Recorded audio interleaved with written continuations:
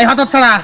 এই বল দেখি খেলা কবে বল দেখি হতচ্ছাড়া বল খেলা কবে খেলা তো সেই 23 জানুয়ারি শুক্রবার মেগা ফাইনাল ওই পদ্মসাগর কৈলুর ক্লাবে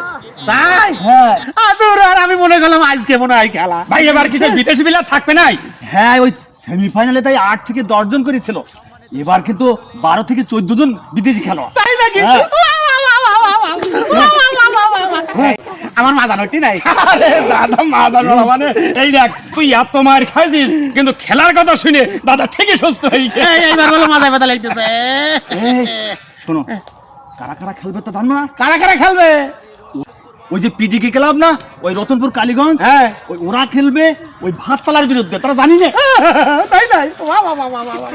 তাহলে তো খুব ভালো হবে ফাটাফাটি খেলা ফাটাফাটি খেলা হবে ফাটাফাটি খেলা মনে আছে তো হ্যাঁ ওই যে 23 তারিখ 23 জানুয়ারি শুক্রবার বলো হ্যাঁ আমরা সবাই মিলে হ্যাঁ ওখানে যাবো এই নাতিপুতিরা তোরা যে জায়গায় থাকিস না কেন